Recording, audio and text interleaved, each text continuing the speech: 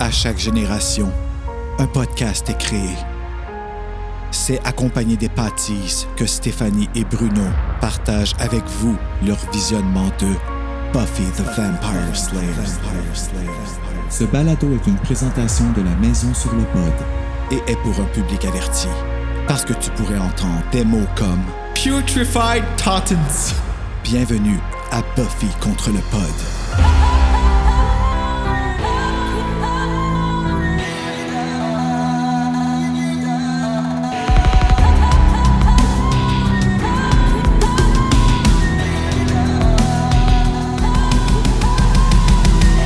Ici et maintenant et bienvenue à Buffy contre le Pod, votre podcast exclusif qui concerne Buffy contre les vampires. Au Québec. Au Québec, oui. Au Québec. Ah oui, oui, oui. Bruno, comment ça va, mon co-animateur et ami préféré? Oh, c'est donc bien Oh. fin de m'appeler. Moi, God, ça m'a tout fait perdre ma phrase. Ben merci. Prochaine fois, je vais être moins fine. Ah ouais, c'est ça. Bruno, mon est. Comment tu vas? Eh ben moi, ça va bien. On est samedi soir. On dédie l'épisode Oui. à ta chum qui a eu son petit bébé. Oui, mon ami Manu qui a accouché tantôt. Donc, on dédie l'épisode. Bon, c'est peut-être pas le meilleur épisode à dédier à un nouveau-né, là, mais... Ben, c'est un nouveau-né dans l'épisode. Juste que c'est vrai? C'est ça, tu sais, c'est un nouveau-né, mais fait maison. T'sais. Exactement. Ben, c'est ça. Elle a fait maison sa petite fille aujourd'hui. Donc, voilà. On fait des liens, quoi. Attends, tu sais quoi, elle a construit une Franken Baby, là? Non, elle l'a construit puis là, elle l'a expulsé. Ah, de son intérieur. OK. Oui, Elle c'est ça. c'est comme toi, tu vas faire, là. Comme je vais faire. Mais je vais pas en parler tout de suite. Hey, ça s'en vient, la gang, là. Dans 1 mois et demi, là, je vais expulser, là. Elle va avoir un Franken Baby. Oui, ça s'en vient. Alors, on dédie l'épisode à ma chum Manu. Bravo, toute la belle petite famille. On est super contents pour vous autres. Et aujourd'hui, ben, c'est épisode numéro 2, saison 2, numéro 2. Donc, voyons, saison 2, épisode 2, excusez-moi. Oui, on t'a suivi, Ben, merci de me suivre. C'est la grossesse. Oui, tout est de la faute du bébé. Ça part bien. Alors, aujourd'hui, ben, c'est l'épisode le puzzle en version traduite, mais en anglais, Some Assembly Required. Et j'ai catché, pas hier, mais quand je l'écoutais, parce que moi, Some Assembly, j'étais comme une assemblée, genre comme une assemblée générale, tu sais, comme... Puis là, je l'ai relu, puis j'étais comme, ah non, c'est comme un meuble Ikea, là, genre, assemblage requis, là, genre, faut que tu montes ton meuble. J'ai vraiment catché en le réécoutant. Là, tu sais. Exactement. Donc, épisode 2. Sentiment général, Bruno, sur l'épisode 2, saison 2? Je l'aime, cet épisode-là, moi. Ouais. J'ai comme une profonde tristesse pour le frère Chris. C'est ça, Chris, qui s'appelle, me semble? C'est-tu Chris? Ouais, Eric, c'est le petit Daryl? frisé qui prend tout le monde en photo. Ça, c'est assez creepy. Là. Lui, Mais c'est qui Daryl? Daryl, c'est le joueur de football. C'est Frankenstein. Mais c'est Eric, le méchant, Chris, le gentil, et Daryl, le zombie. Le gentil, c'est ça. Tu sais, il voulait être là pour son frère. J'aime la scène à la fin de Buffy qui est assise avec... Ouais, il est vraiment dans mes épisodes que j'aime regarder. Je ne sais pas pourquoi. Mon questionnement, c'est comment ça qu'il pognait de même, Daryl? Parce qu'il jouait dans l'équipe de football. Ouais, OK, parce qu'il est pas beau, là. C'est pas... Mais là, on le voit juste en version mort zombie. Ça te donne pas le goût, toi, des cadavres comme ça? Non, c'est pas... Non, Ah ben, on a tous nos kinks. mais je pense que son plus gros, sa meilleure qualité, c'était qu'il était quarterback là, dans l'équipe de foot. Là. Ouais, pas mal, ouais, sa c'est plus grosse peut-être qualité. ça. Là. Puis il est avec Ouais. Cordelia qui est comme, genre, personne n'écoute. Puis c'est un épisode passe-partout, je dirais. Oui, puis il y a des choses de fun dans l'épisode. Entre autres, la relation entre Giles et Miss Calendar là, qui prend un step. Donc, il y a des petits moments cute. Oui. Il y a, pour ceux comme moi qui aimaient beaucoup l'arc narratif de Angel et Buffy, il y a des choses aussi qui se passent au niveau de cet arc narratif-là, pardon. Donc, il y a quand même des petites trames intéressantes au travers de l'épisode. Donc, ouais, moi aussi, c'est un épisode que j'ai quand même aimé. Angel qui fait sa bitch. Oui, oui. Au début, là. Oui, j'ai hâte d'en comme- parler. Seigneur Angel, tu sais. Xander. Or someone. Ah, Angel, tu mets cœur, admets. Oui, exact. Ah! Ben cool, fait que les deux, on a quand même un bon feeling par rapport à l'épisode. Fait que je t'envoie au bloc 2, Bruno. Ah, pour s'en aller déjà dans la fiche technique? Yes. Some Assembly Required. C'est un épisode qui met en vedette tous nos personnages principaux. Sarah Michelle Gellar, Alison Hannigan, Nicholas Brandon, Anthony Stewart Head, David Boreanaz, Charisma Carpenter. Kristen Sutherland n'est pas dedans, mais je vais le dire juste parce que je l'aime. Oui, Joy. Puis, Robia La Morte, parce qu'elle joue Miss Calendar. Mais aussi, c'est un film, pardon, excuse-moi. Un film? C'est un épisode, excuse-moi. Mélangé, j'ai trop de podcasts. Réalisé Par Ty King. Oh! Bruno s'est trompé lors de l'enregistrement, alors je suis venu le corriger. Poursuivez. Écrit par Bruce Seth Green. Mettant en vedette Robia La Morte, je l'ai nommé tout à l'heure, qui joue Jelly Calendar. Angelo Pizziri, qui joue Chris Epps. Michael Bacall, qui joue Eric Ingo Newhouse, qui joue Daryl Epps. Melanie McQueen, qui joue Miss Epps. Et Amanda Wilmhurst.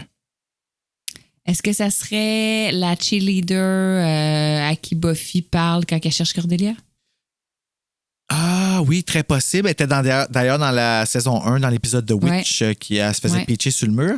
Et l'épisode a été originalement diffusé le 22 septembre 1997 sur la chaîne WB. Ben, attends un petit peu. Je vais prendre le guide des monstres utile et je vais me rendre à la page de Daryl. Il est temps d'aller au guide des monstres. Page 306. L'épisode Le Puzzle, relation clé de Daryl. Tué dans un accident d'escalade, Daryl a été ramené à la vie par son jeune frère Chris et un ami de celui-ci, Eric, qui tente par la suite de lui fabriquer une petite amie. Ses attributs uniques, Daryl a été footballeur vedette avant sa mort. Ça le rend très unique, en effet. Je dirais plutôt les coutures dans sa face, mais tu sais, Chucky l'a imité après. Les coutures style ballon de football, là, couture. Oui, exact. Hey, concept au bout, man. Moment le plus monstrueux, il veut qu'Eric tue Cordelia de façon à mettre sa tête sur le monstrueux patchwork de femmes qu'ils sont en train de créer. Oui. Statut actuel, Daryl a brûlé dans un incendie. Ah, bon, tu viens de donner le punch de l'épisode. Ouais, ben, tu sais, je pense qu'on les a écoutés quand même assez souvent. C'est juste les nouveaux qu'on n'aura pas vus. Moi, je l'avais jamais vu, OK? Oh my God! Excuse-moi de te l'avoir dit. Je te lirai pas exactement toutes les choses, mais je vais te dire que le nom de famille de Eric, c'est Eric Gittleson. Ah. Parce que c'est écrit ici. C'est-tu clair dans l'épisode comment son frère, Chris, a ramené Daryl à la vie? Ils disent ça un petit peu, il me semble que genre... À la manière de Frankenstein. Fait qu'il a rassemblé son corps. Comme un éclair avec des pics de métal dans le corps, puis comme un peu. Puis sûrement des électrique. Fluides aussi, là, ouais, quelque chose comme ça. Mais là. c'est pas. Attends un petit peu, laisse-moi lire la description ici qu'ils disent, puis peut-être que cette réponse sera répondue. Daryl Epps était une vedette de l'équipe de foot du lycée avant de trouver la mort en faisant de l'escalade en 1996. Ouais. Et peu de temps après, ses blessures reçues lors de son accident mortel et sa pâleur le rendent assez pénible à regarder. Non, ils disent vraiment juste à la manière de Frankenstein. Alors j'ai regardé mes livres et... Parce que ça aussi, dans l'épisode, c'est comme pas trop clair. Genre, on l'a ramené à vie, hein? Comment? Ouais, ça a l'air de Frankenstein. Je me rappelle que je l'avais fait à... T'as déjà vu que je suis allé faire Frankenstein, me semble, avec Serge? Puis il pitch la petite fille dans le lac, là. Ça m'étonne qu'ils n'ont pas fait hommage à ça, d'ailleurs, dans l'épisode. Il me semble que ça aurait été le genre de choses qu'ils auraient pu faire, comme un petit clin d'œil. Pitch une cheerleader dans le lac, là. Pitch une petite fille dans le lac? Dans le film Frankenstein, oui, la petite fille, c'est pas comme la petite fille elle est sur le bord de l'eau, genre, puis là, il apprend, puis là, la petite fille comme « Ah, non, elle pense qu'il veut jouer, puis là, ben, il catch pas, là, lui, là, qui va la tuer, là, parce que c'est Frankenstein. Ah, je me rappelle pas de ça. Ouais, c'était assez... c'est ce qui fait que le film, c'est un film d'horreur, là, selon moi, là, parce que le reste, non, c'est juste triste, là.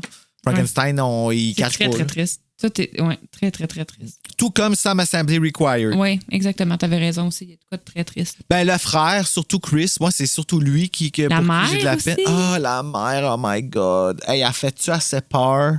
Mais j'avais une amie qui avait une mère comme ça au secondaire, genre qui répondait pas vraiment quand on y parlait, puis elle fumait, puis comme, tu sais, c'était vraiment comme elle était assise, puis elle regardait Judge Judy, genre, puis des fois, je la regardais avec elle, genre, puis, tu sais, en tout cas, ouais, c'était quelque chose, tu sais. Yes, ben écoute, Bruno, si t'es prêt, je nous envoie au bloc 3 pour le pas à pas. Je ne peux pas être plus près que ça. Alors, l'épisode commence, Buffy est au cimetière. Une petite tangente peut-être qui s'installe. Hein? La saison 1, épisode 1, on était aussi au cimetière avec Willow et Xander. Oui, ben comme tous les premiers épisodes de saison, comme j'ai appris dans la synthèse. Exact. Donc, Buffy est seule au cimetière et elle attend qu'un nouveau vampire sorte de sa tombe. Donc, elle est comme devant une tombe et elle est comme « Let's go, là, j'ai pas juste ça à faire. » Avec son yo-yo. Et Angel arrive, mon Dieu. Angel arrive. Tu l'écoutes en anglais, hein, toi? Regarde-moi. Parce que moi, si vous me retenez pas, je suis pas en anglais, hein, vous le savez. Yes, no toaster. Alors, Angel arrive. Buffy parle d'Alexander. Exactement. Alors bon, Angel arrive et ils se mettent à parler un petit peu, puis Buffy parle d'Alexander, puis là, attends, qui parle d'Alexander en premier? Non, c'est lui qui lui demande. Ben, c'est ça, il demande I thought you'd be with someone. Puis là, elle a fait comme Xander or someone. Tu sais, c'est. Ouais, exactement. Ben oui, mais en fait, que lui, il nomme avant, je pense. OK. Puis, dans le fond, là, elle fait référence. Tu me parles d'Alexander parce que j'ai dansé avec. Là, on fait référence à la danse. Oui, on met des guillemets. De l'épisode 1. La danse avec les bras dans les airs. Buffy lui dit que ça sert à rien d'être jaloux. Angel lui dit je suis pas jaloux. Alexander, c'est juste un gamin. Je sais pas si c'est les mots exactement qu'il utilise en français. Là. Ouais. Et pendant qu'ils s'obstinent comme ça puis qu'ils se mettent un peu à se chicaner sur t'es jaloux, non je suis pas jaloux, oui t'es jaloux, ben il y a le vampire que Buffy attendait qui sort finalement de sa tombe et qui les attaque. Donc Buffy est pris un petit peu au dépourvu, cherche son pieu, trouve pas le pieu, finalement elle brise une pelle qui était sur place. C'est important quand même la pelle quand on y pense. Brise une pelle qui est sur place pour s'en faire un pieu et tue le vampire. Ensuite, Angel décide de partir, mais Buffy veut le rattraper, mais en voulant un peu courir après, elle tombe dans une tombe ouverte, cercueil ouvert, donc elle tombe, bang, dans le cercueil. C'est quand même assez drôle. Oui, drôle. Mais comment qu'elle tombe? C'est quand même drôle. Oui, la petite boule, genre. Puis quand elle tombe comme de tout son long dans le cercueil ouvert, un cercueil qui est vide. Et on a un plan où on la voit de la tête aux pieds, puis elle est vraiment petite jupe talon haut. Oui, dans le cercueil. Je suis comme toi, t'allais-tu des vampires, petite jupe talon haut, toi? Oui, elle a pas... c'est quoi la bonne nouvelle aussi? Quoi? C'est que Marc-André Moreau-Soucy vient de répondre. Ah bon, ben parfait, crime. Fait qu'on va avoir un commentaire à la fin. Yeah! Méchant timing. Hey. Merci. Donc, Buffy et Angel regardent un peu autour de la tombe, essayer de comprendre. Parce que Angel, quand elle tombe dans la tombe vide, dit il y a un autre vampire qui vient de sortir. Et Buffy, elle, remarque que la tombe a été ouverte, puis on dirait que au sol, près de la tombe, il y a comme quelque chose qui a été traîné. Puis elle trouve aussi un talon haut. Et là, je vous ramène à la pelle qu'il y avait tantôt, une pelle qui était là. Oui, parce qu'elle ne trouvait plus de pieu. C'est ça, donc elle a brisé la pelle pour se faire un pieu. Mais pourquoi il y avait une pelle? C'est parce que dans le fond, la tombe a été creusée, le cercueil a été ouvert et le corps a été enlevé. Dans le fond, c'est ce que Buffy déduit. Et en surtout, c'est qu'ils sont partis sans leur pelle. Oui, aussi. Et en trouvant le soulier de talon haut, on déduit aussi que c'était le corps d'une jeune femme. Oui, parce qu'on est des années 90. Là. Exactement. Et là, c'est avec cette révélation-là que non, ce n'est pas un fantôme, mais bien un cadavre qui a été dérobé. Qu'on s'en va à l'intro.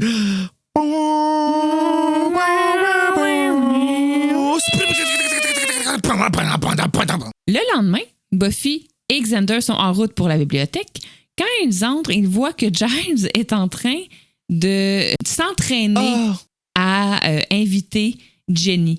Dans le fond, il est assis devant une chaise vide, puis il se pratique à lui proposer une date qu'il appelle un social engagement. C'est comme ça qu'il lui propose. J'ai repris cette joke-là dans mon histoire de Vampire Slayers que j'avais écrit. Là. Ah oui? Oui, j'ai repris cette joke-là. Là, il y a un petit gag de comme on savait pas à quel point tu tripais sur cette chaise-là parce qu'il parle à une chaise vide. Quelle bonne joke, par exemple. Genre, wow, I never realized how much you like that chair. Oui. Puis là, ils se permettent quelques petits. Comment je pourrais dire ça? Des conseils. Quelques petits coachings. Buffy lui dit tu dis juste comme comment tu feels about Mexican puis tu l'amènes manger du mexicain, tu sais. Oui, c'est tellement important par exemple parce que tu sais Buffy elle dit tout et comment faire mais finalement ça se renverse puis on apprend qu'elle flirte avec parce qu'elle fait exactement. Fait qu'elle aide Giles, tu sais Elle a une réelle affection pour lui déjà. Oui, c'est ça il que... donne, c'est pas genre il niaise en lui disant des mauvais conseils ou en le coachant mal pour qu'il se plante. Il donne des vrais conseils. Buffy lui fait comme un vrai speech avec des vrais comme tu devrais dire ça, puis être direct, puis être clair, puis être en contrôle de la conversation. Dans ce cas, il donne quelques vrais conseils, puis on y reviendra plus tard quand finalement la demande va survenir.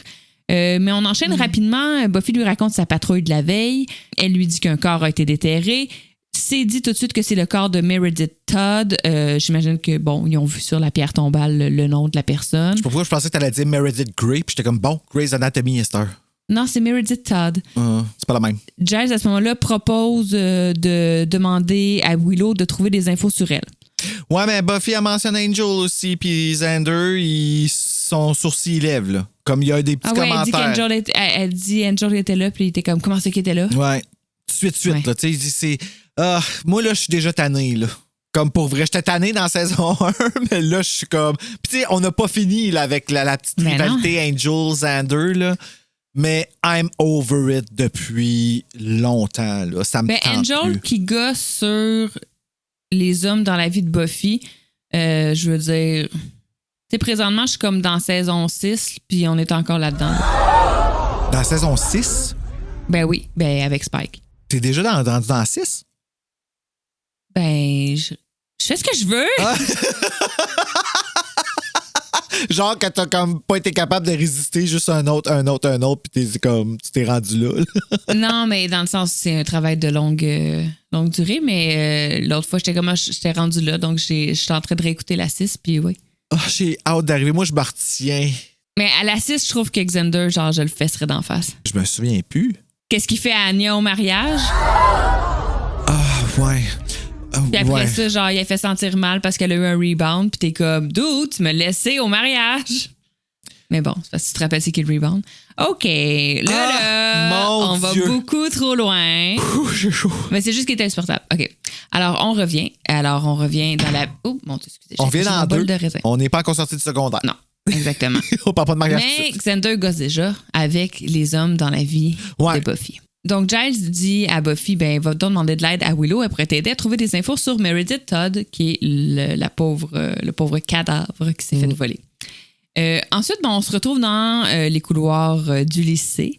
Un garçon qui se nomme Eric, que j'ai mis en parenthèse le lourdeau, pour bien le différencier de Chris, que j'ai mis en parenthèse le gentil. Le gentil. Eric prend des photos des filles, des étudiantes. Il est super rushant. Lui, quand le consentement est passé, il était pas là. Il était pas là du tout. Il est comme super intrusif. Il prend des photos, il fait des commentaires à voix haute. Il est très, très, très, très lourd. Mais la face que Buffy fait quand il prend la photo. Là. Ouais, non, mais la face que tout le monde est juste comme, c'est comme, il gosse tellement. Elle, là, excuse-moi, c'est pas ça me fait. Tu sais, elle est particulière. Elle fait charmer. Hein? Elle la regarde avec des plans. On la voit la photo plus tard. La photo aussi, on la voit plus tard quand elle fait les des trois sont super belles sur leur photo. Ouais, bien entendu. Personne n'a les yeux fermés ou la bouche un peu. Willow, elle parle avec Chris, que j'ai mis en parenthèse le gentil. Il parle, Chris, c'est comme le génie du concours des sciences. C'est comme, comment je pourrais te battre? J'arrive jamais à te battre. Tu me bats tout le temps à chaque année. Donc, tu sais, quand même, connaissant comment on a défini le personnage de Willow, qui est comme la fille la plus intelligente au monde, là, on présente Chris comme le gars qui abat à chaque année au concours de sciences. Donc, quand même, déjà, on place que Chris, il est très calé en sciences. Il a des grandes connaissances. Puis c'est important. Il est capable de donner la vie. Il va ramener son frère à la vie. Là, je ne vois pas de punch, mais... Ensuite, Cordelia arrive, on se plaint de son devoir. Elle aussi doit participer à la, concours de sciences, foire des sciences, je sais pas. Ouais, ça a l'air d'être quelque chose qui est obligatoire, puis qu'elle dit qu'elle va être capable de le finir en un week-end. Fait que c'est quoi son thème de. Parce que tout le monde doit faire comme une expérience ou un kiosque, ou je sais pas trop. Et elle, c'est la tomate, fruits ou légumes. Puis Willow, qui est une bonne question. Donc. Eric, qui est le lourd, qui prend des photos, prend en photo Cordelia. Et ensuite, prend en photo Buffy aussi. Buffy demande à Willow de la suivre jusqu'à la bibliothèque. Eric, alors là, les filles s'en vont. Et il reste Eric et Chris qui discutent ensemble. Et Eric, qui est le lourdeau qui prenait des photos de tout le monde, dit que Cordelia est la fille qu'il leur faut Et Chris proteste en disant ben non, elle n'est pas un cadavre. Donc là, tout de suite, on comprend que peut-être il y a un lien à faire avec le cadavre qui a disparu la veille. Et en fait, j'ai traduit, là, mais en anglais, Chris répond no, she's alive. Donc, c'est pas la bonne fille pour nous parce qu'elle est en vie. Ouais, mais encore là, ça peut nous amener à une piste de vampire au début de Buffy. T'sais, on ne sait pas encore qu'on est dans un Frankenstein histoire. Non, exactement. Là, nous, on est biaisés parce qu'on sait tout. Mais... Ouais, ben nous, on est VIP. Là. On l'a vu en 1997 avant tout le monde. On retourne dans la bibliothèque. Willow, qui a fait ses recherches, annonce que Meredith Todd a été tuée dans un accident de voiture avec 2 de ses amis l'année d'avant ou il y a quelques mois. Honnêtement, ça, j'avais pas vu quand c'est arrivé. Je pensais que c'était comme plus récent que ça. Là. OK. Parce qu'il me semble qu'elle a décomposé pas rapidement. Là. Ouais, t'as raison. Faut pas que ça fasse trop longtemps. En tout cas, Cordelia demande à Willow, Cordelia qui arrive dans la bibliothèque, demande à Willow pour son histoire de tomate. Elle demande de l'aide, en fait. Puis là, c'est quand même une partie importante parce que c'est pas anodin qu'elle vienne demander de l'aide à ce moment-là à Willow parce qu'elle lui dit « Je te demande de l'aide à toi parce que je peux pas demander à Chris parce que ça nous ferait comme rappeler des mauvais souvenirs. » Personne l'écoute, tout le monde personne l'écoute, puis même moi, je l'avais zappé la première fois. Mais c'est le moment où, dans le fond, elle nous drop l'information qu'elle a une histoire avec le frère de Chris. Donc, mais là, elle fait juste dire qu'elle ne peut pas demander de l'aide à Chris parce que ça rappellerait des mauvais souvenirs. Toute la gang décide d'aller voir au cimetière si les amis de Meredith, parce que Meredith est morte avec 2 de ses amis dans un accident d'auto. Mon Dieu, c'est vraiment c'est les filles qui sont mortes dans l'accident, frisson numéro 18. Barb, something's wrong. What? What's the matter? The steering isn't working. I can't make it turn.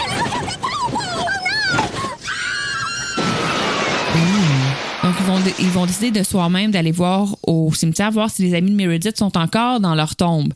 Parce que là, à ce moment-là, on soupçonne peut-être des zombies, donc que les morts reviendraient à la vie. Cordelia est invitée, mais elle ne peut pas parce qu'elle dit qu'elle a une pratique de cheerleading. Tu sais, j'ai rien à dire. C'est tellement pas important en ce moment. Mais oui, c'est important parce qu'après ça, la scène d'après, on la voit quitter sa pratique dans le parking. Oui, je sais, mais tu vas vraiment aller faire ça en ce moment quand on vient de dire...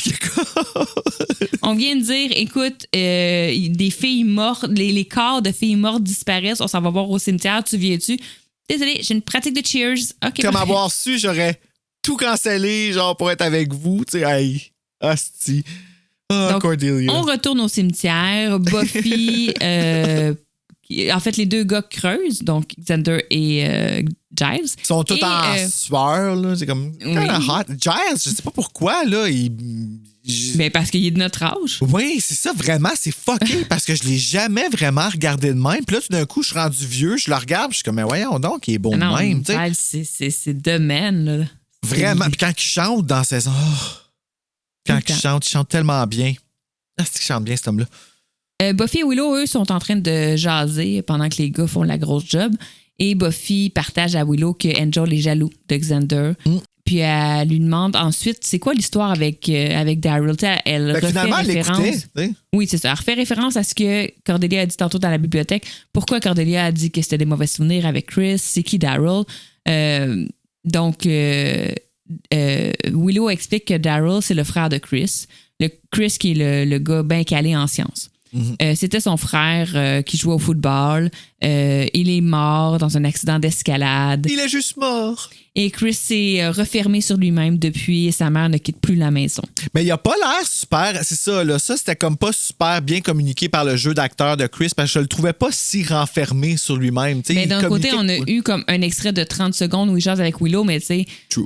Peut-être on peut penser que dans sa vie, ben, il sort plus, il voit plus ses amis, qui est moins engagé socialement.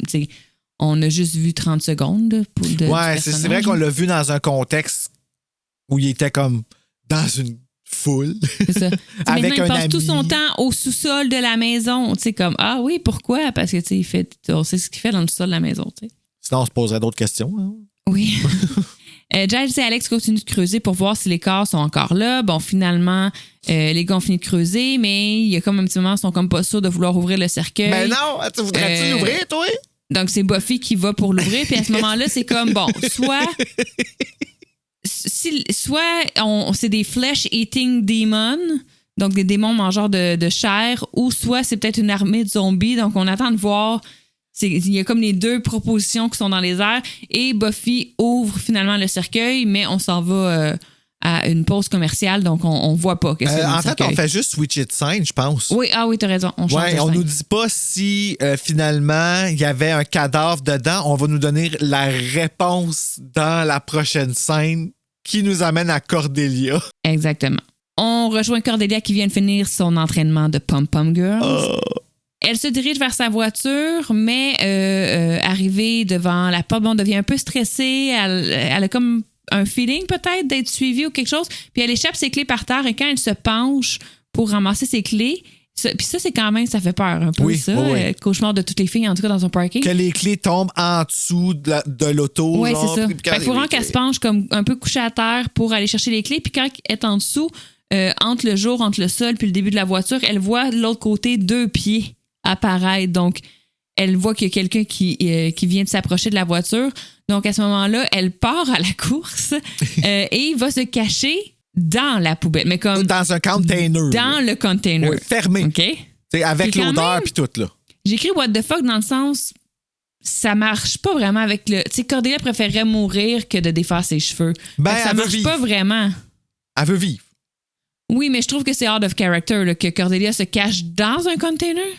C'était pour les biens de... Oui, exactement. Il fallait qu'elle trouve qu'est-ce qu'elle va trouver. Exactement. Donc, elle est dans le container et, le container s'ouvre et c'est Angel qui était là. Donc, dans le fond, les 2 pieds qu'elle a vus, c'était les pieds d'Angel. Oui, Angel, il porte des beaux souliers. Oui. Alors, c'est Angel qui lui demande où est Buffy. Ce qui est un peu bizarre. Pourquoi? Je sais pas. Puis pourquoi qu'il s'en va au lycée, qu'il va voir Cordelia dans la poubelle pour lui demander où Buffy, tu sais, comme, va voir Buffy. Cherche-la, sens-la, tu sais.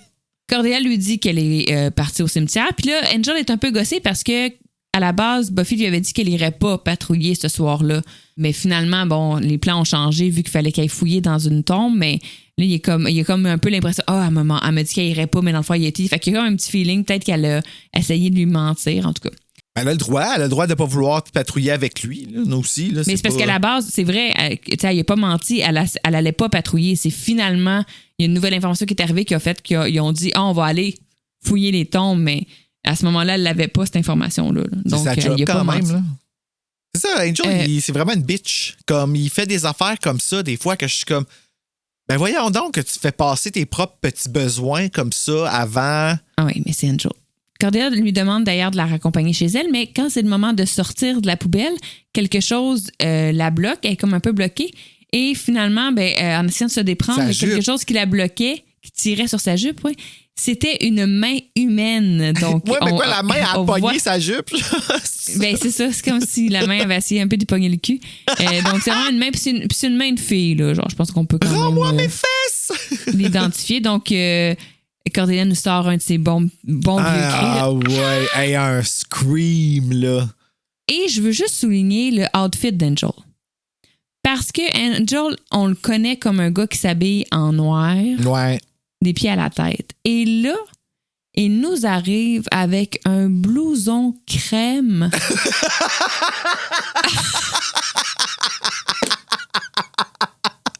Tabarnak, c'est laid. Puis, mais comme un blouson comme, je sais pas c'est-tu en corduroy, je sais pas c'est quoi le tissu, mais un bon blouson, là, t'es bien thick, couleur crème. Puis moi, je trouve, c'est peut-être moi qui pars dans mes scénarios, mais je sens vraiment que c'est en réaction à... Il est jaloux de Xander, de genre un high school boy vivant. Il fait comme... il essaie peut-être de comme se rajeunir ou il a essayé...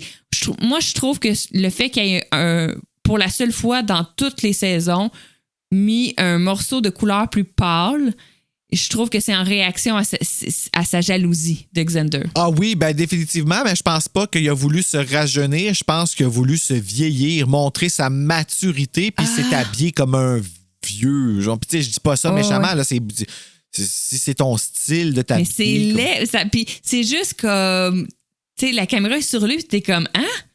Ouais, ça clash, là. Ça n'a pas clash, rapport t'sais. parce que, tu sais, Angel, c'est comme une camisole noire avec un coat de cuir, là, tu sais. Et habituellement. rappelons-nous ici que Cordelia ne sait toujours pas que Angel est un vampire. Oh non, quand est-ce qu'elle va le savoir? Elle va le savoir juste dans l'épisode Halloween. Ah, c'est bon! Ah, c'est bon! Ah! C'est bon, ça, que tu me ramènes à l'ordre de même. Prochaine fois, c'est la fessée. On retourne avec la Scooby Gang, Buffy, Xander, Giles et Willow qui arrivent à la bibliothèque de retour du cimetière où ils ont ouvert une tombe. Et quand ils entrent dans la bibliothèque, Angel, avec son coat dégueulasse, et Cordelia qui sont là. Et ils disent en rentrant que la tombe était vide. La tombe était vide, donc Parce que Cordelia a retrouvé la main. armée de zombies, peut-être. Techniquement. Cordelia est vraiment accrochée à Angel. Là. C'est comme ça que je l'ai écrit, dans le sens elle est comme t'es pognée après son bras. Fait que toute Buffy est juste comme What the fuck c'est is une going game, on? Ouais. Il leur raconte ce qui s'est passé, donc qu'ils ont trouvé une main humaine dans le container. Puis, c'est précisé que les incisions qui ont été faites pour couper la main, c'est comme dit que c'est quelqu'un qui savait ce qu'il faisait. Donc, probablement Isabelle dans Stade.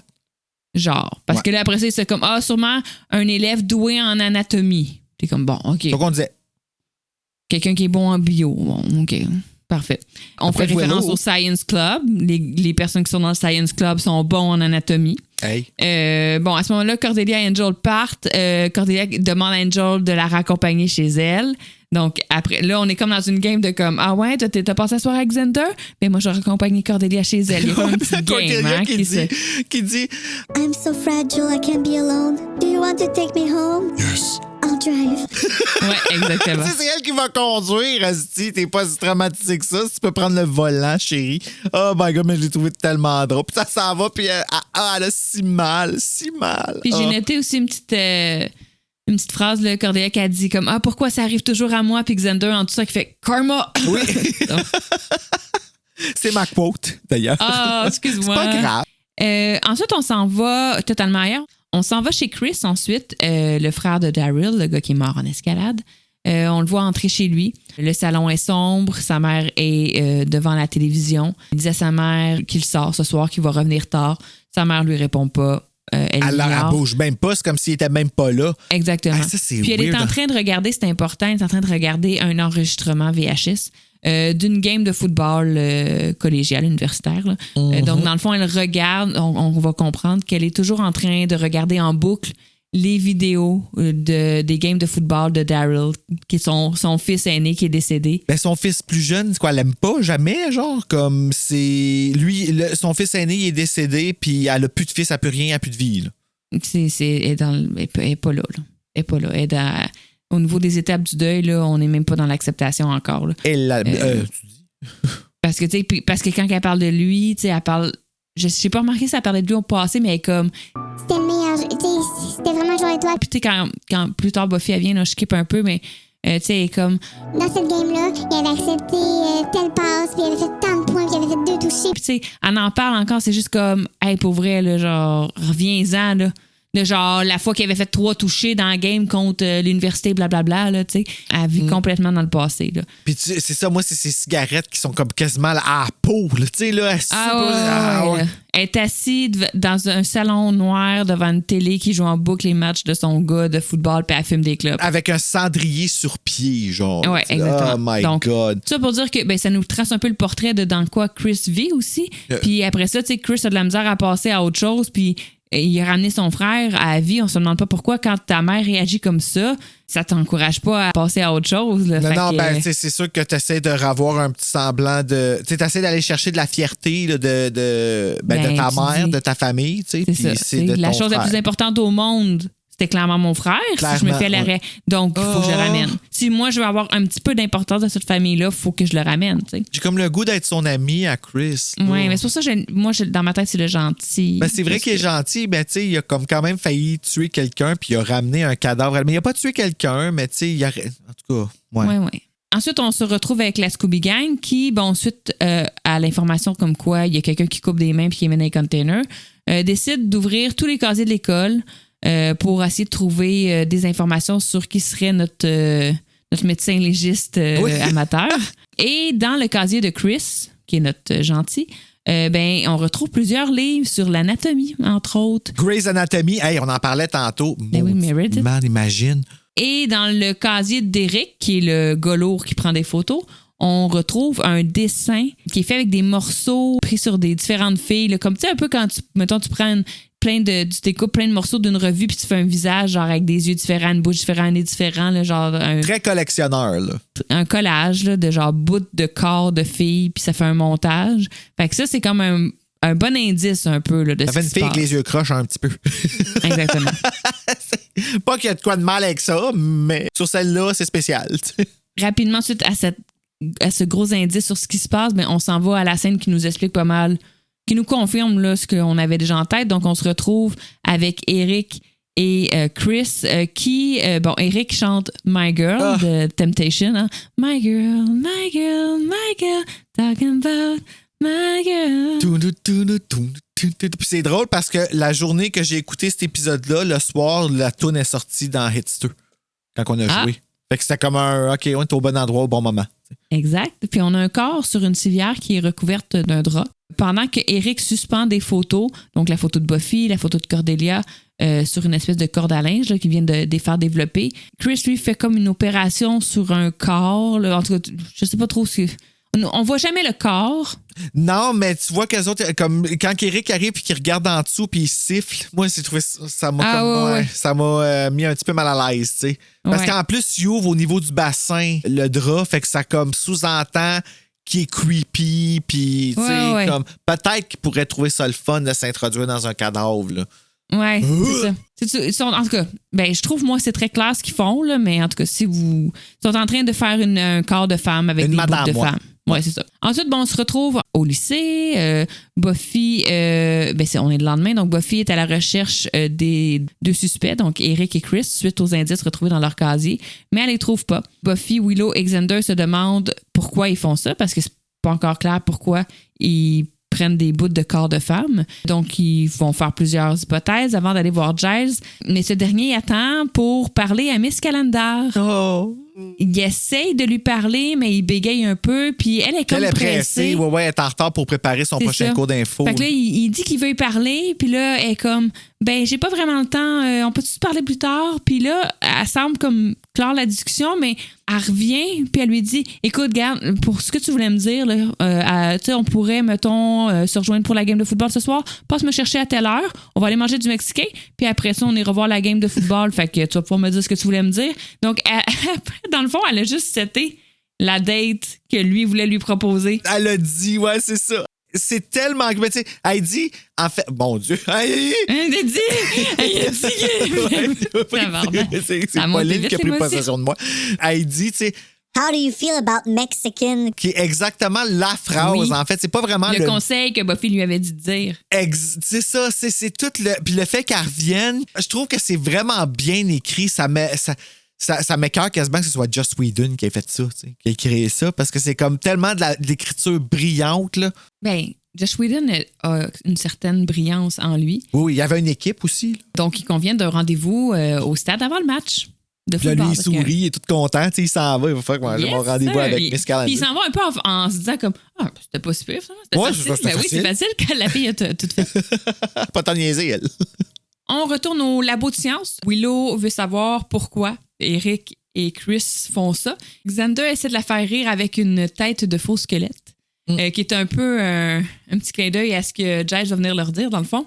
Buffy arrive, puis elle leur confirme elle leur confirme qu'Eric et Chris, c'est comme leur nom de couple. C'est Eris. Eris. Ou Crick. Ça pourrait être le nom de ton enfant, Steph, Crick ou Eris. Crick, je suis pas sûre. C'est quoi ton nom? C'est pas le nom de... les Rice Krispies, il y avait comme 3 petits bonhommes. C'était pas ça leur nom, Crick, Crack, Croc? Oui! Quel nom de Rice Krispies? Elle pourrait appeler son enfant Crack. Si j'habite dans Hochelaga, là. Un peu douteux. OK. Oh, le pauvre! Alors, Buffy arrive et confirme que Eric et Chris ne sont pas à l'école aujourd'hui. Et Giles arrive à son tour et il leur confirme que, dans le fond, avec les calculs qu'il a fait, pas les calculs, mais les déductions avec les morceaux qui restaient là, dans le container, dans le fond, il manque juste une tête au corps que Eric et Chris sont en train de construire. Donc, un petit raccourci ici, mais quand même. Oui, toujours. Là. C'est 45 minutes quand même. Exactement, pas de temps niaiser. Ensuite, on retourne dans un autre laboratoire, j'ai appelé ça un laboratoire, où Chris et Eric sont ensemble et dans le fond... moi, je pensais que c'était sous-sol encore. Mais c'était pas sous-sol, mais je pensais que c'était sous-sol, moi. Ils sont comme dans le vieux département de qu'on n'a jamais entendu parler. Non, genre, exactement. C'est ça. Donc, dans le fond, là, il commence à avoir des petits désaccords entre Chris et Eric parce que Chris, qui est le gentil, dit qu'il veut pas tuer quelqu'un. Parce que là, il faut que vous compreniez que depuis le début, pour faire leur corps de femme, ils prennent déjà des mortes. Ils prennent des bouts de corps des personnes qui sont déjà mortes. Mais là, pour la tête, dans le fond, ce que Eric, le lourdeau, voudrait, c'est prendre une tête d'une personne vivante. Donc, tuer quelqu'un. C'est ce qu'ils ont besoin à cause des fluides de quelque chose là, qu'elle dit. Oui, parce qu'il dit aussi qu'il faut faire vite. Ils ont comme plus le temps.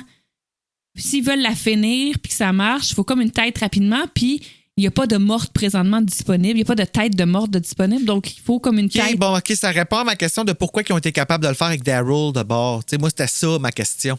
Ouais, je sais pas. Ouais, c'est comme un loophole, mais c'est ça. Mais tu sais, ça fonctionne dans la mesure où est-ce que si la tête contient des fluides, il faut que ce soit rapide parce qu'ils vont perdre le corps. Là, ça s'explique peut-être que dans le temps... Peut-être qu'ils ont ramené Daryl, qu'ils ont pris genre des bouts de... Ben, je sais pas. Ben, je sais qu'il y a une grosse affaire de métal après le bras.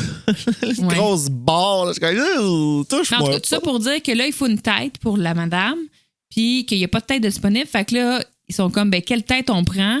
Puis voici les choix, tu sais, avec les photos qu'il a pris. Ouais. Et c'est le moment où on voit Daryl, le frère zombie, pour la première fois. Il sort un peu de l'ombre. Il sort de sa cachette, puis il dit à Chris, qui est son frère, qu'il lui doit ça. Hein? Donc là, il y a vraiment une relation de pouvoir entre Daryl, le zombie, et son jeune frère Chris. Chris, il est comme, non, mais je veux pas tuer personne. Puis Daryl est comme, tu me dois une blonde, tu m'avais dit que tu me ferais une blonde, puis que je serais pas tout seul. Donc, il y a toute cette relation-là. Puis tu vois, Chris, il veut pas, mais il est comme obligé parce qu'il aime son frère, puis il veut que son frère soit heureux. Donc, ben, c'est un emprise. Tu vois que c'est un emprise. Tu sais, puis que Daryl, finalement, il a toujours été celui qui ne respecte pas la limite de son petit frère. Tu sais, là, t'es mon petit frère, tu me le dois. Exactement. Il dit, tu m'as promis que je serais pas seul, I need someone. Genre, tu m'avais promis que tu me ferais une compagne. Mais tu sais, il faut quand même aussi prendre en considération que Daryl il est revenu excessivement laid et tout seul. Oui, il est vraiment en mode zombie, là, donc son visage est vraiment tout déformé. Il y a plein de grosses cicatrices dans son visage. Il a de l'air un peu. Ouais, Chucky dans Bride, là. Oui. Chris accepte et Eric montre les photos des filles. Et Daryl choisit, bien entendu, Cordelia. Ben oui. Alors, Eric découpe la tête de la photo en chantant My Girl. Donc, on comprend ce qui vient de se décider. Ça, le schlack, tu sais, le timing, tu sais. Willow, je sais pas comment Willow fait pour déduire ça, mais elle en vient à la conclusion que Chris et Eric ont besoin de quelque chose de frais. Ben, c'est ça, c'est la tête, c'est le fluide dans le cerveau. C'est ça, pour que le corps, il se finisse. Parce qu'ils ont calculé qu'est-ce qu'ils ont construit avec les disparitions. Fait qu'ils ont été capables de reconstituer qu'est-ce qu'il y avait. Puis Willow, étant la science nerd égale à Chris, mais avec une occupation Scooby, ne peut pas gagner le Science Fair. Ben, elle a les mêmes notions, puis elle a catché qu'ils ont besoin d'une tête récente. Oui, c'est ça, exactement. Il faut elle dit quelque chose de frais, il faut un mort récent. Bon, la tête récente, c'est le frisson numéro 95. Exactement. Buffy décide d'aller faire un tour chez Chris. Donc, elle rencontre sa mère qui la laisse entrer, mais qui ne parle que de Daryl. Donc, Buffy va poser des questions. Est-ce que vous avez vu Chris? Est-ce que Chris est là? Puis elle y répond juste en y parlant de Daryl, puis en regardant encore une fois les vieux matchs. Et puis en pointant, là, parce que là, c'est en train de se produire. Oui, fait regarde, en train de s'exciter. Regarde, là, il va accepter une passe, il va intercepter une passe, puis là, il va faire un toucher, puis Buffy est juste comme, OK. Buffy descend dans le sous-sol et elle trouve les photos qui ont été développées. Donc, elle voit la photo de Cordelia qui est coupée aussi. Donc, là, c'est quand même un qui est peu comme collé sur le graphique, me semble aussi. Là. Oui, exactement. Puis là, derrière elle, on voit Daryl qui sort de sa cachette puis qui s'approche et il vient vers elle. Mais juste avant qu'il l'attrape, Buffy entend du bruit en haut. Puis elle s'enfuit par la fenêtre du sous-sol. D'un coup, là. Oui. Ouais. Ensuite, on se retrouve dans le vestiaire des filles au lycée. Dans le fond, on voit les cheerleaders qui se préparent pour le match. Hein. On se rappelle qu'il y a un match de football ce soir / la date de Giles et Miss Canada. Exactement. Et Buffy qui va-t-elle se rendre à temps pour prévenir Cordelia parce qu'elle a tout compris, là. Oui, elle a compris que Cordelia est en danger. Ouais. Exactement. Cordelia est comme un peu seule dans le vestiaire en train de finaliser sa préparation. Ben, il y a la cheerleader qui s'est fait garrocher dans la première saison. You coming? Il passe pas en bitch, direct en partant. Genre, puis je suis comme, OK, c'est pas Cordelia qui est censée être la head cheerleader. Genre. Ouais, ben, bitch avec Buffy après ça plus tard, mais là, on peut comprendre qu'elle y en veut un peu parce qu'elle l'a pitché dans le mur. Mais... Ben, c'est ça, elle l'a pas. C'est quand même impardonnable un peu. Ouais. Donc, dans le fond, ce qu'on voit, c'est Chris, qui est le gentil, arrive devant Cordelia, puis le Cordelia est comme. Ah, Chris, qu'est-ce que tu fais là? T'sais? Et quelqu'un attaque Cordelia par derrière, il met un sac sur la tête, un peu, je dirais. Une surprise, là. Oui. Ensuite, on voit Buffy qui arrive en courant au vestiaire, qui demande à 2 filles, dont celle qu'elle a pitchée dans le mur, si elles ont vu Cordelia. Puis là, la fille, elle répond un peu bitch. En tout cas, ben, cette scène-là, je sais pas à quel point elle servait à quelque chose, là, mais bon. Ouais, ben pour que Buffy pour que ça explique comment Buffy a trouvé Cordelia aussi vite, quoique quand même on savait qu'elle était là, elle l'a dit au début, là. Ouais. Donc, Buffy arrive dans le fond, Cordelia est au sol, puis il y a comme un gars qui essaye d'un peu l'attacher ou la plotter. On ne sait pas trop. Il est comme ah! Puis là, le gars, il est comme après elle. On ne sait pas trop ce qu'il est en train de faire. Je pense qu'il est juste pas assez fort pour être capable de maîtriser. En fait, c'est plus ça qui se passe. Donc, Buffy arrive, puis elle kick le gars d'en face. Oui. Le gars qui est Eric, le gars lourd. Fait que j'étais très contente. Bon, elle sauve Cordelia. Et Cordelia est comme, hey, merci. En tout cas, faut que j'y aille. Puis là, Buffy est comme, tu fais quoi? Puis elle est comme, ben, j'ai un match. Puis elle s'en va. Ben, c'est parce qu'elle dit qu'elle a une partie de la pyramide où est-ce que ça tiendrait pas si elle était pas là, mais tu sais, c'est pas mal n'importe quelle partie. Comme, hey, merci de m'avoir sauvé. Hey, moi, faut que j'aille faut que j'aille cheerleader, là. Go, Sunnydale, go! Exactement. Go, Sunnydale, go! Match. Tu m'as même pas regardé. J'ai fait ma chorégraphie pis tout. Ben, c'est correct. Trop tard. Je vais te le refaire dans le prochain. Ben, vas-y. Ben, là, ça me tente plus. Je suis gêné. Bon, okay. Excuse-moi. Parce qu'il faut que je regarde mon pas à pas. Ben, je comprends. Connais pas par cœur. Cordelia s'en va parce qu'elle a un match ce soir. Buffy part à la recherche. Ben, elle reste un peu dans le vestiaire, puis elle sait qu'il y a quelqu'un. Elle sent qu'il y a encore quelqu'un, puis elle parle à Chris. Elle parle, puis elle lui dit j'ai compris qu'est-ce que vous êtes en train de faire. Vous êtes en train de créer une fille. T'imagines-tu si elle était même pas là, tu sais? Elle se parle toute seule, toute là. Ouais. Mais elle sentait, elle Buffy, sait. Buffy, elle a son Slayer sense. Donc là, Chris sort un peu dans les casiers, puis il se parle, puis en lui parlant, il comprend que il veut créer une fille pour Daryl, pour son frère. Donc, ça, elle n'avait pas compris encore que c'était pour son frère. Elle n'avait pas compris qu'il était déjà fait, lui, en fait. C'est ça qui la réalisation qu'a fait, qu'elle est comme oh shit, ok, t'es déjà allé là. Exact. Ensuite, on retourne chez Chris, puis là, Daryl est en tabarnak parce que Eric lui a confirmé qu'il n'a pas réussi à kidnapper Cordelia. Donc, il est en train de tout casser. Là. Il pêche ses affaires à terre, il est fru, il est agressif. Puis Eric lui dit qu'ils vont finir le projet ensemble. Ouais, ben après, ça te fait prendre la gorge, là? Oui. Quand même. Mais Eric avait de l'air de beaucoup vouloir finir le projet. Oui, ça, je suis entièrement d'accord, mais il a quand même pas eu le choix. C'est soit ça ou c'était la mort, tu sais, fait que... Alors que Chris, le gentil de son côté, arrive avec Buffy, mais il n'y a plus personne. Daryl et Eric sont partis. Et dans le fond, Chris dit à Buffy, ils vont le faire quand même. Ils vont le continuer sans moi. Donc, on comprend que Daryl et Eric sont partis avec le corps, puis qu'il manque juste la tête, puis qu'ils vont finir le projet avec Cordelia. Ils vont la trouver, c'est ça. Exact. On s'en va au stade. Willow et Xander crochent la date de Giles et Jenny parce que Giles et Jenny sont arrivés au stade, se sont assis dans les estrades ensemble, sont en date. Jenny a appelé ça une date. Elle dit, genre que... Oui, en fait, elle dit qu'elle a... Puis Giles, il l'a remarqué. You noticed? Ouais, c'est cute, un petit flirtage. Est-ce qu'elle dit, genre, je vais aller dans tes culottes? Tu sais, vraiment, c'est là, comme. Puis moi, je trouve ça cute. Je trouve ça cute qu'elle fasse ça. C'est vraiment comme obvious avec lui, là, tu sais. Là, oui, vraiment. Puis avec le personnage de Giles, il faut être obvious parce que si t'es trop subtil, lui, il comprend rien. Là. Non. Lui, le Mexicain, il est encore pas sûr. Là. Alexander, franchement. Willow et Alexander j'avais étrangement suivi. Puis ils font juste s'asseoir avec eux, puis ils crashent vraiment leur date. Là. Ouais, ils sont en train de leur dire qu'ils veulent être seuls. Les autres font juste ignorer la commande. On voit Daryl, le zombie, qui arrive au match, puis il est comme un peu en mode, il se promène sous les estrades pour pas trop être vu. Puis là, il y a quand même un petit moment quand même triste. Il y a une petite toune triste aussi qui joue. Oui. On le voit, il regarde le match qui est en train de se dérouler, puis il y a vraiment un moment de nostalgie là, intense, de comme tu revois les gens jouer au football, puis tout ça. Puis, ça aurait pu être ma vie si j'étais pas mort en escalade. Là. Exactement. Fait que ça, c'est un peu triste. Puis là, ben, il y a les cheerleaders aussi qui sont là, puis là, ils spotent Cordelia. Fait qu'il est comme, that's my girl. Elle a l'air bonne, elle. Cordelia, un petit peu plus tard, elle va boire de l'eau, puis le kiosque d'eau est comme un petit peu sous les estrades, donc elle s'éloigne un petit peu du groupe pour aller boire un petit verre d'eau. Petit moment, bravo. Ouais. Et bien, elle se fait littéralement juste enlever par Daryl. Il la pogne par en arrière, puis elle se fait kidnapper. Juste avant l'annonce. Oui, ben en fait, on voit Buffy et Chris qui arrivent par le fait même au stade pour le match. Ils cherchent Cordelia, ils la voient pas parmi les cheerleaders. Donc, j'imagine qu'ils font le lien qu'elle a déjà été enlevée par Daryl. Fait que là, on est dans un petit moment de stress, là. Là, qu'est-ce qui va se passer? Qui va arriver en premier? Est-ce que Cordelia va se faire trancher la tête maintenant qu'on l'a intégrée au générique? Tu penses-tu? Tu sais, pensons-y, là.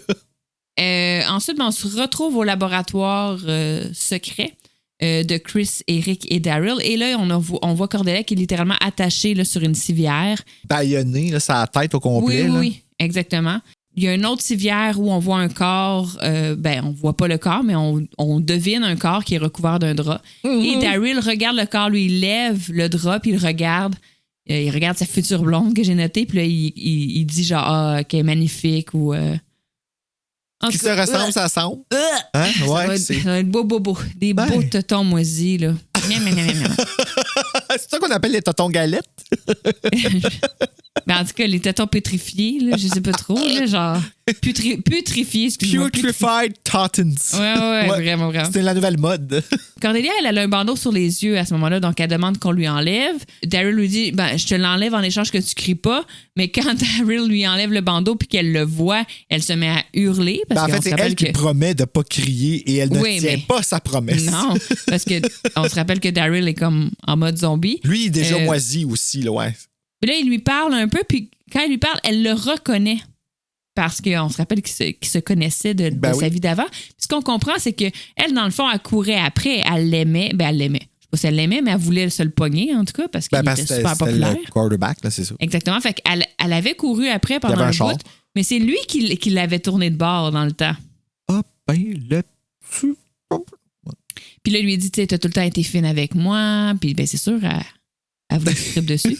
Il lui reparle du passé. Puis là, Eric dit qu'il est prêt pour la procédure. Et là... la procédure. On découvre le corps à côté. Puis Cordelia voit le corps à côté d'elle, qui est clairement un corps pas de tête. Donc, j'imagine qu'elle comprend un peu c'est quoi la procédure. Donc, elle se remet à crier de plus belle. Puis là, c'est là qu'il veut l'assommer avec une bassine, hein, je pense, puis qu'il dit il n'y a personne qui peut t'entendre parce qu'on est fucking loin, mais elle est rochante tellement fait qu'il la menace avec une petite bassine. La scène se finit, genre, il découvre le corps, elle voit le corps, puis elle se remet à crier, puis la scène finit là-dessus. Sur elle. Ouais. On retourne au stade, puis Buffy trouve je sais pas comment appeler ça, les pompons là, de cheerleader. Ah ouais, parce qu'il y a juste Cordelia qui a ces pompons-là. Oui, c'est ça. Dans le fond, on trouve un pompon à côté de du truc d'eau, puis là, elle fait c'est le pompon de Cordelia, elle a été kidnappée. Donc, encore une fois... Un bon vieux raccourci. Ouais. Elle demande à Chris où est-ce qu'ils amènent les filles, où est-ce qu'il est leur fameux laboratoire. Et là, Chris lui confirme que c'est l'ancien laboratoire. Dans le fond, c'est l'ancien laboratoire de sciences comme du lycée. Là, oui. Ils ont juste abandonné ça là de même. Oui, c'est ça. Ils ont tellement d'argent que... C'est l'ancien laboratoire de sciences abandonné. OK, cool. Merci d'exister. Exact. Donc, Buffy, elle s'en va direct là, puis elle demande à Chris d'aller prévenir la Scooby Gang. Oui, Willow, puis c'est ça. Elle lui fait quand même beaucoup confiance parce que, tu sais, il aurait pu pas y aller, là, en tout cas. Ouais, ben oui, c'est un autre raccourci. Là, la gang, ça déboule. Là, on retourne au laboratoire. Eric se prépare pour littéralement couper la tête de Cordelia. Buffy arrive. Elle se met à se battre contre Daryl. Daryl est très fort. Tu sais, le combat est pas... Buffy, elle gagne pas là, au début. Ben, il s'en allait, il pétait un bureau sur la tête à un moment donné. J'étais comme, il là. Daryl, dans le combat, accroche la civière qui renverse un bidon d'essence par terre. Ouais, parce que Eric... ça était dans la génératrice. En fait, c'est qu'ils ont rempli la génératrice d'essence. Parce que je me demandais où est-ce qu'elle partait, pourquoi l'essence, mais on le voit remplir une génératrice parce qu'il a besoin du courant. Ah oui, pour réveiller une morte. Exact. Eric veut s'enfuir, mais Daryl le pousse, puis il tombe, puis il se cogne la tête, puis là, Eric tombe inconscient par terre. Daryl et Buffy continuent à se battre. Buffy pousse un peu Daryl. Daryl accroche une flamme qui tombe sur l'essence, donc là, le feu prend. La mère de poignée. Willow et Giles arrivent. Ils traînent Eric, qui est inconscient par terre, en dehors, pour pas qu'il brûle vivant, j'imagine. Mais on sait pas ce qui arrive avec lui. On n'en reparle jamais. Non. Xander, lui, décide d'aller sauver Cordelia. Au début, il se dirige sur la civière, il essaie de la détacher pendant un certain temps. Finalement, il se rend compte que c'est bien trop compliqué, qu'il ne réussira pas à la détacher. Et là, le feu continue à prendre, donc il fait juste pogner la civière puis genre sortir avec Cordelia sur la civière. Puis elle a crié, donc c'est un bon... Elle crie tout le long. Ouais. Ah!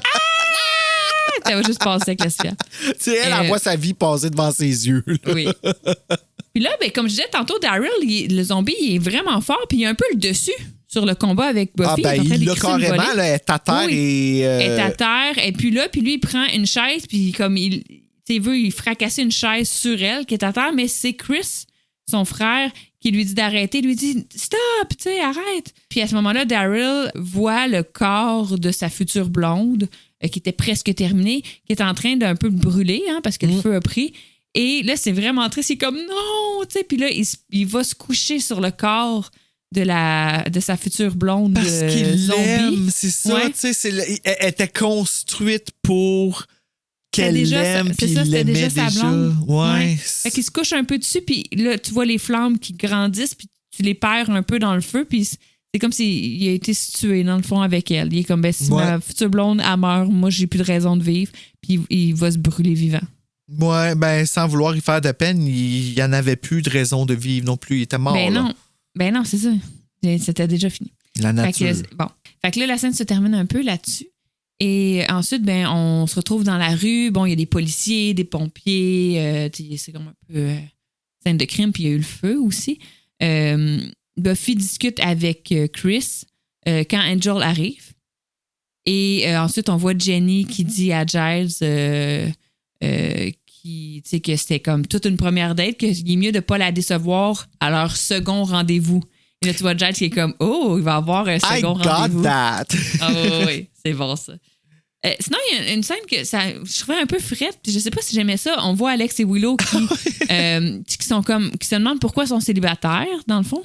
Puis Cordelia arrive, puis elle remercie Alex de l'avoir sauvé, d'avoir sauvé la vie. Okay, genre un moment de... Mais probablement, ils sont tellement habitués à ces moments de gentillesse qui sont pas vrais qu'ils l'ont juste comme tout de suite dismissé, genre, tu sais. Oui, mais elle était vraiment sincère. Elle était comme... Elle avait l'air sincère, en tout cas. Je veux vraiment te dire merci, je veux vraiment te remercier s'il y a quoi que ce soit que je peux faire. Puis il l'interrompt, puis il est comme, excuse-moi, c'est parce qu'on est en train de parler ici.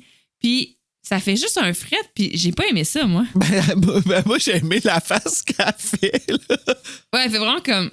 Tu sais, là, ça revient d'abord. Là, on l'a fait parce que ça fait pas de bruit, là, mais on a fait exactement le même mouvement. C'est vraiment une face de genre sourcils levés, yeux ouverts. Une face de ta gueule. Une face que tu ne peux faire que quand quelqu'un te dit ta gueule en plein milieu de phrase.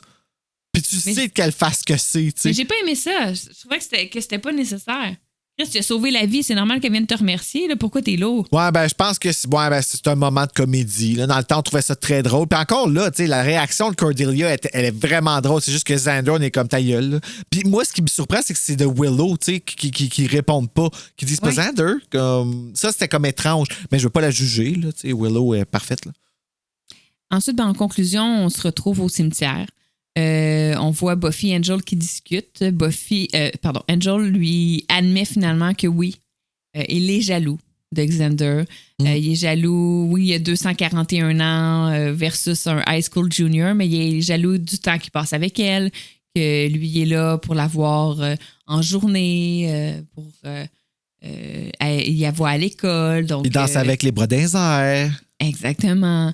Donc, il lui avoue, puis il y a un petit moment cute où ils se prennent par la main, puis ils marchent ensemble. Elle leur accompagne. Elle dit « Can I walk you home? » Oui. Oh, j'aime tellement ça que ce soit la fille, là, parce que moi, ça serait ça. La fille, si j'étais straight, là, ça serait la fille qui me raccompagnerait parce que je suis pissou. Fait qu'ils quittent main dans la main et la caméra zoome sur la tombe de Daryl. Adieu. Et c'est écrit « Rest in peace ». Ouais. Ouais, ben là, cette fois, pour vrai. Oui, exactement. Ouais. Et c'est la fin.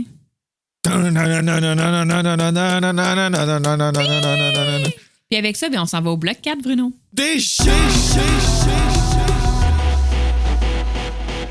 Et nous entrons dans le tour de table. T'étais-tu prête, Steph? Je t'ai même pas demandé si t'étais prête. Oui, OK, bah, c'est ça. Je suis comme moi, j'ai parti sans te consulter. J'ai prête toute ma vie pour ce moment-là.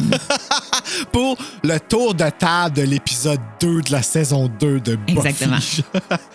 Alors, et c'est Marc-André Moreau-Soucy qui nous dit son coup de cœur. Alors, je te lis, Marc-André, tout comme tu lis les frissons que tu achètes sur la boutique quasiment mensuellement. Il crée un monstre. Ah.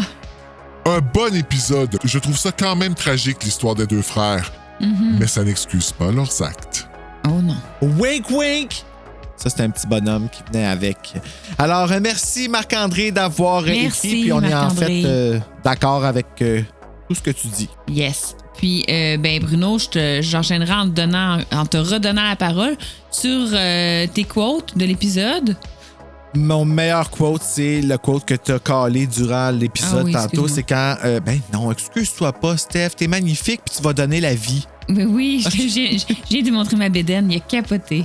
Puis tu rotes. T'arrêtes pas de roter. J'arrête pas de roter. Oh, j'adore. Je m'excuse s'il y en a quelques-uns qui se l'épinent parce que ça se peut qu'on veuille en garder en souvenir. Mais c'est parce qu'il peut pas toutes les couper, sinon on couperait tout l'épisode. Ouais, c'est ça. Bonjour, bien. Je suis pas capable de faire des faux rotes. Moi, ça a donné ça. Moi non plus. Je fais juste des vrais. Ben, alors... Beaucoup. Et c'est quand Cordelia a dit « Why do those things always happen to me? » Karma! Quand Xander, c'est ça. Alors, ça, j'ai trouvé ça magnifique. Toi, ta quote? Ben, moi aussi, c'était un peu ma quote, mais sinon, j'aime aussi quand Miss Calendar, à la toute fin, lui dit ouais, tu mets la barre haute pour notre deuxième rendez-vous. Tu sais, comme, je sais pas exactement comment qu'elle dit, mais quand elle nomme qu'il va avoir un deuxième rendez-vous, je trouve ça cute. Oh oui, hein, qui arrive et dit second date. You noticed that. You got that. Quelque chose, je sais pas, c'est comme vraiment comme, c'est entre ces deux-là. Tu comprends-tu? C'est entre ces deux-là. T'as attrapé la perche. Puis c'est comme s'il n'y avait personne autour. Il n'y avait pas eu de tragédie. Il n'y avait pas rien eu. D'ailleurs, à noter que Giles, dans celui-là, a eu l'attitude que Buffy a eue dans Never Kill a Boy on the First Date. Oui. Tu sais, il veut pas aller travailler. Il veut aller à sa date. Puis Buffy est obligée de dire... Ben, c'est d'ailleurs ce qu'elle fait. Là. Elle fait juste, fine, vas-y, moi, je vais m'occuper des choses sérieuses, puis va t'amuser, genre l'enfant. Tout ça en restant comme prête à aller se battre. C'est vraiment cute. J'ai trouvé ça vraiment le fun. Sinon, ben, c'est pas vraiment une quote, mais j'ai aimé quand Angel, à la fin, quand il avoue qu'il est jaloux de Xander, il dit « Ah, tu sais, un homme de 241 ans versus un high school boy. » Juste parce que j'aime ça quand il nomme son âge, parce que à chaque fois, je suis comme « Ah, c'est vrai, il y a 241 ans. » 241 ans, il tombe en amour avec une fille de 16 ans, puis somehow we let it slide. Oui, mais attends, il y a 241 ans, mais pas, tu sais, à quel âge qu'il avait quand il a été turned en vampire? C'est plus ça, parce que lui, il est stock à cet âge-là, physiquement, puis, tu sais, oui, je comprends, là, il a vécu bien des affaires, mais c'est pas Twilight. un monsieur de 60 ans, là. C'est Twilight. Mais je sais pas si quelqu'un sait, c'est peut-être nommé plus tard, ou c'est-tu dans Angel que c'est nommé, à quel âge qu'il avait quand il a été transformé par Darla? C'est-tu quoi? Je sais pas. Moi, je pense que c'est... Ben là, j'ai le goût de dire 22 ans. Il devait être début vingtaine. Ouais, c'est ça. Mais, tu sais, je mettrais pas ma main dans le feu que c'est 22 ans. Ouais, c'est quand même pas correct, 22 avec 16. Mais c'est pas 22, non, c'est 241. C'est ça, mais 241, là, wow, là. Wow, poussé, là. Comment, là? Sinon, tes points positifs, points négatifs, donc Il va falloir qu'on fasse des pieux petites dans le cœur. annonces. Pardon? Qu'est-ce que tu dis? J'ai dit, hey, wow, là, il va falloir qu'on fasse des petites annonces. Là. Oh. Excusez, je suis encore pogné sur. Je comprends pas le référent. Oh, regarde, je suis dans ma tête un peu, puis je suis un petit peu pas là, mais c'est parce que je ris encore de toi qui dis d'appeler quelqu'un crack. Mais non, mais là, wow, aussi, il y a des limites. Là. Puis là, j'y mets à cause des cris crack là, puis là, on a parlé d'Isabelle, fait que j'ai pensé, imagine-toi si c'était Geneviève Schmidt, puis c'est elle qui avait donné crack à son enfant, fait que ça serait Crack Schmidt. Crack Schmidt, mais c'est OK.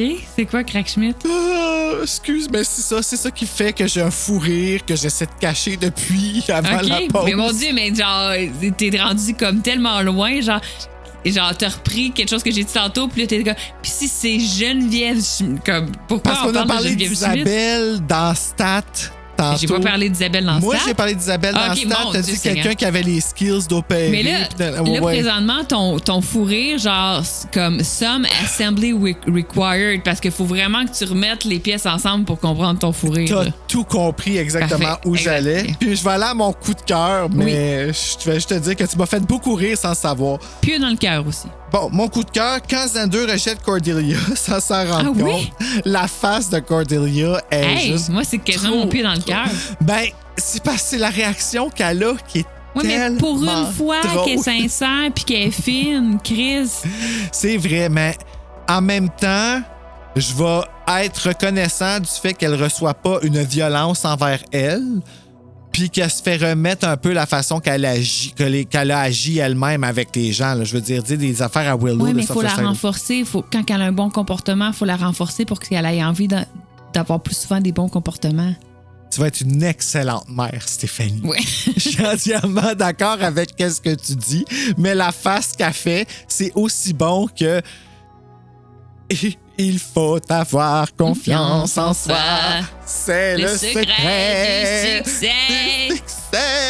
Voilà, tu comprends? On peut pas l'enlever. C'est drôle. C'est une face de ta gueule captured on cam. Je trouve ça vraiment drôle. Puis c'est ça, c'est que j'avais jamais réalisé à quel point Charisma Carpenter, malgré le fait qu'elle est sublime, je veux dire, c'est une... même encore aujourd'hui, là, à son âge, qu'elle a notre âge, où est-ce qu'elle est comme magnifique, ses traits, tout. Je peux pas lui donner assez de fleurs. Elle a un timing de comédie tellement parfait. Oui, c'est sûr que le montage joue là-dedans, mais il faut que tu aies un talent naturel pour être capable de le jouer. Puis moi, une belle fille qui se ridiculise, qui va là, j'avais jamais réalisé à quel point elle l'avait fait, ça. Puis c'est ça que j'admire beaucoup de Charisma Carpenter, là, je parle. Mon coup de cœur, mon coup de pieux, mon pieux dans le cœur, pas facile. L'attitude de Angel, il y a 241 ans. Comme, tu devrais être un petit peu plus... mature. Mais ça, prenez en note que c'est un gars immature qui le dit, tu sais. Comme moi, j'aurais cette réaction-là. Fait que c'est peut-être pour ça que ça me fait chier. Mais... Parce que tu te reconnais? Est-ce que je me reconnais? Mais peut-être un peu. Peut-être un peu. Mais la maturité, on la voit à la fin quand il dit « T'as raison, je suis jaloux ». Oui, puis en toute honnêteté, ça m'a quasiment autant fait chier parce que j'étais comme, là, tu me remets d'en face, moi, le jugement que j'ai porté sur toi, comme, ça me, tu sais, c'est ça. Fait que c'est peut-être pour ça, mais tu sais, Angel, faut pas oublier qu'il m'a brisé le cœur bientôt. Puis, parce que là, nous, on va s'y rendre bientôt, là, à ce moment-là, puis j'y ai jamais pardonné. C'est ça. Là, on est comme avant. Fait qu'on a comme pas tant de raisons de l'haïr, mais ouais. Mais ouais, c'est ça. Moi, ça a pas passé. Moi, mon coup de cœur, c'est son manteau crème. Non, c'est vrai. Son blouson crème. Non, mon coup de cœur, c'est toute la side story de Giles puis Miss Calendar dans l'épisode. Que j'aime beaucoup. Et sinon, mon pieux dans le cœur... Ben, pas pieux dans le cœur, dans le sens, c'est pas que j'ai pas aimé, mais mettons, ce que j'ai trouvé plus difficile dans l'épisode, c'est comme la grande souffrance de la mère. Comme, tu sais, c'était comme abordé un peu en surface, mais c'était lourre. C'était toujours des moments très... Tu sais, quand tu rentres à la maison, t'étais comme « Ah non, on est dans la maison. Si on est pas bien, tu veux pas passer à côté d'elle. Même si elle te voit pas, t'as peur qu'elle te voie, là. Tu sais, t'as peur qu'elle se mette à te parler puis que ça fasse pas de sens. Qu'elle se mette à te parler de Daryl once again. Puis t'as pas de trou pour t'en aller, là, tu sais. Mais j'ai pas tant de pieds dans le cœur dans le sens, c'est un épisode que j'ai. Ben, il y avait des petits raccourcis, là, dans le sens comment ils ont zombifié Daryl, comment ils allaient zombifier la nouvelle fille, le corps qu'il faisait. Il y a des choses qui ne sont pas expliquées, mais c'était peut-être pas nécessaire non plus. Il y a des raccourcis dans l'épisode, mais c'est souvent, il y a des raccourcis, puis c'est correct, là, on les accepte. Mais non, c'est un épisode que j'ai vraiment apprécié de façon générale, fait que... Oui, c'est ça, il rentre pas mal partout, tu sais. Il pourrait vraiment être dans un coffret Buffy qui s'appellerait Le Passe-Partout. Tu sais, tu peux l'écouter, puis c'est comme le Monster of the Week, puis... Exact, parce qu'il n'y a pas vraiment... Il n'y a pas de vampire, sauf le premier au début que... Buffy tue au cimetière, mais sinon, c'est vraiment pas un épisode de vampire. C'est un épisode d'un autre monstre alternatif. Dans ce cas-ci, c'était l'épisode zombie. Moi, j'ai donné une note de 3,5 sur 5, Bruno. Toi? Ouais, je donnerais exactement ça, moi aussi. J'avais même pas écrit de note. Tu vois, c'est... je suis bizarre de même, moi. Mais 3,5, ça serait pas mal là que j'irais. Copieur. Mais tu sais, j'irais genre en 3 points... Il est dans un haut 5, le 57. T'sais. OK. Fait que presque un 5.1, c'est ça. Et là, Bruno, je suis déjà... Mon cœur s'arrête déjà de battre parce que le prochain épisode... bon, moi, j'ai seulement le nom en français. Attaque à Sunnydale. C'est quoi en anglais? C'est School Hard. School Hard. Ouais, hein? Mais moi, le titre, je le catch pas. Je comprends pas le jeu de mots en anglais. Je trouve juste ça bien sexuel. Je trouve que ça sonne sexuel. School Hard. Puis Spike arrive. Spike arrive et je pense que la première scène, il me semble qu'il arrive puis en char puis il fait juste défoncer la pancarte Welcome to Sunnydale. Oui.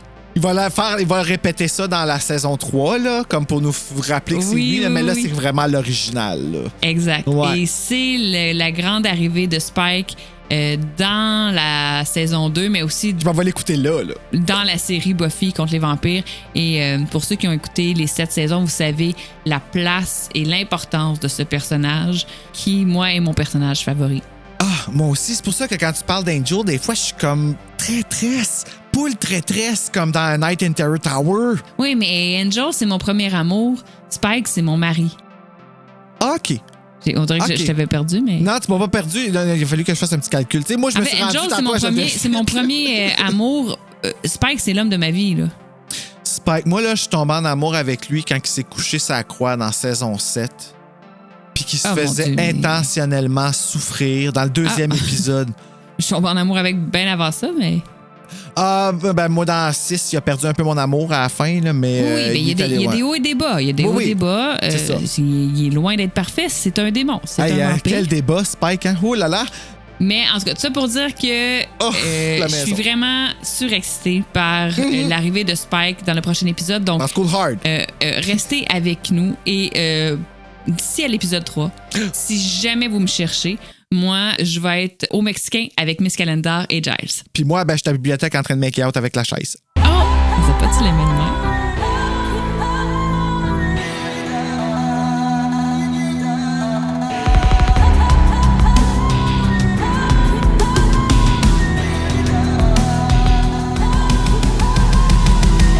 Là, j'ai tout échappé dans l'énervement. T'es-tu trop vite? Tu voulais-tu qu'on continue? C'est parce que je sentais qu'on était en train de comme rentrer dans des détails de... Non, c'est correct. Okay. Moi, je te suis. OK. Je te suis. Tu couperas ce bout-là, je m'imagine. On va mettre ça pendant la chanson. J'ai ressorti le guide des monstres non utiles pour cette section, juste parce que je me suis dit que ça peut être intéressant de dire des choses... C'est drôle à quel point il sert à rien, mais j'aime ça. Mais comme, à chaque fois qu'on l'a, on est comme, mais mon Dieu. Il fait juste te dire qu'est-ce qui se passe dans l'épisode. Oui, c'est ça, je fais juste redire exactement, sans ajouter aucune information supplémentaire. Mais c'est pas grave, on va le faire parce que c'est notre job.